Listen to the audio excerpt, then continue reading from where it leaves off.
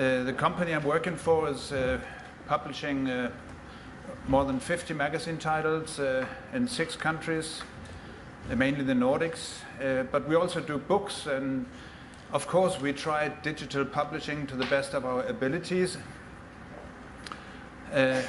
What we specialize in is what we call cross-border publishing, and I'm going to elaborate a little on that because that's what this story is all about, actually.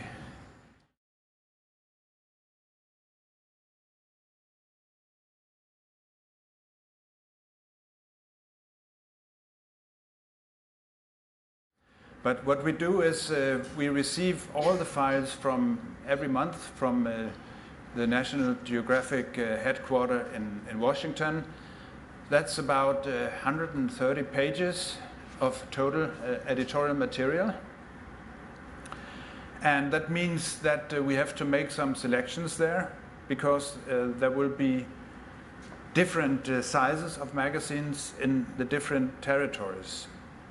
So the next thing that happens is actually that we are cloning this master issue, and that a sourcing is applied to those, because from the 130 something pages, the Estonians will use about 124 normally. In the Nordic countries, it's normally less than 100 pages per issue. And on top of that, we have very different numbers of advertising pages. They have quite a few in Estonia. We have quite a few in Sweden. We have almost none in Denmark. So things have to be adjusted. But in the first place, we will try and create identical clones of the same issue. And everything that can and must be done, which is common for all the 5 issues, will be done in only once, because all the changes will of course be reflected in all the editions. After that, and still while we are working out of Estonia, if we have some specific needs for a story, it could be a story from one of the countries we are operating in, for instance, and we would want to change a story by adding something, by taking something away, then we will break the source, of course. And especially because the different size of the magazines, it's often necessary to do so. And also that it's possible that one story fits better in one territory than in the other one. Basically, we intend to change as little as possible, but as much as needed. So when this work here is finished, and I'm afraid my slide doesn't really reflect the fact that these will have different numbers of pages, these 5 different editions here. But when we have finished all this, then all the links are basically broken. And now these 5 issues are free to be translated. And that's where we have hired, in the 4 territories that we are publishing in, we have hired translators, or local editors as we call them, who then pick up the stories. They work with a Newsgate Fit client. So they don't actually work in this flat plan view, but they have a list of the stories that they are supposed to work with. And so they will pick up each and every story that they need to translate. And that means the English or the American text is replaced with a local language. They are proofread, of course, and everything is done to make sure that that everything is all right as we intended to be.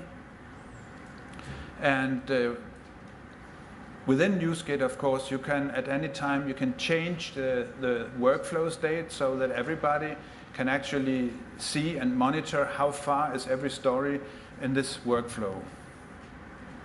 And that means that both the Estonian editor-in-chief and our local coordinator, who is also actually by title an editor-in-chief, a part-time editor-in-chief, he and she can always monitor the entire production and see in which state is that actual span in this actual product. So when all the pages and all the articles, all the spans have been properly translated and are ready to go, then the last part of it takes place.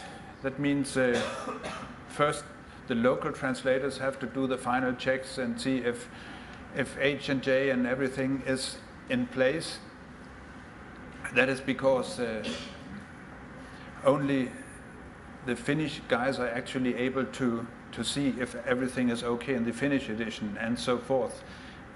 What we really believe in is that the local expertise is a lot better than trying to be smart on behalf of others. Then the Estonian editor-in-chief and our part-time editor-in-chief will inspect the issues for last time. Of course, there will be some technical checks, but the pre-flights are done automatically within the system.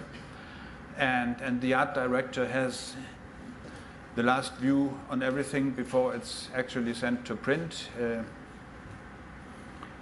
And all this goes out of Estonia too. So this has been a very, very smooth transition, I'd say, from doing it the usual Bonnier way to doing this in an entirely new way.